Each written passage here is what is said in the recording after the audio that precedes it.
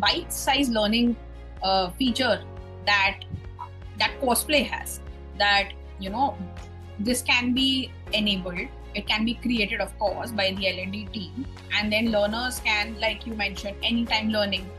Learners can just open their app while traveling or while just commuting from their office to home, wherever they are, and this will help learners or their employees, the company employees, get more information or just complete a part of a course. And this makes a lot of sense. However, you also mentioned, you've actually comparing how things used to work at a certain point in time and how things have changed. So what challenges do you see when you're aligning these traditional learning frameworks with such rapid technology changes? So challenge number one I see is the having a right platform, and you mentioned that you have bite-sized learning. Many companies even don't have a regular learning. Forget about the bite size, right? So having the right content is very important. For agile learning, if an engineer needs a quick information to be applied on the job, on the go, that engineer will not, let's say any learner, I'm using an example of engineer, so just bear with it. But then if someone wants a quick nuggets, that person can't afford to go through 5 hours of learning. Correct. Which typically starts with giving an introduction, then the concept, history, geography, but all that, and there's no time. He cannot go through a traditional. What's required is bite size, on the job, which will give the quick answer and the fixes. So today's generation, and that's a need of an hour, is give me there now. I apply it immediately.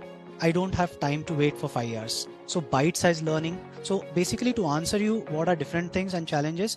One is having a right content in the right size, the duration part.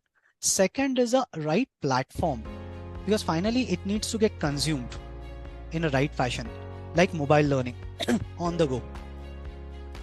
If you see new generation Gen Zs, while working on the laptop or a desktop, on one side there's mobile on. Now what they do on mobile, we need not have to worry about. I have seen the new generation, they're equally, while they're on social, at the same time while working on the laptop, the other hand is checking the media. There's nothing wrong. That's how they have grown up, and that's how we as a HR or as a company and the leaders have to accept the fact, in my opinion, rather than restricting that their behavior of their way of behaving, we should rather enable and make the system and the environment conducive so that they can still be productive, a rather better way. So imagine a person is working and intermittently checking social media, and intermittently also check, hey, while in this work, I need this quick help. I'm stuck with so and so logic. I need that help. So having a bite size on a mobile platform, something which is handy, is really required. So one is the right learning, second is the right platform, and someone who will understand what I need. Now imagine I am not a very fluent in English, or I am not in a position as a young engineer. I'm not fluent. I don't know how to comprehend. I don't know how to put it in the right words, right? Can someone understand what I need, whatever I speak in a very local, hey buddy, hey bro type of language? So can I speak that in a language which I prefer, in the lingo and the style which I prefer, and still I get the quick right answer? In my opinion, the interaction, the platform, and the right content are the keys.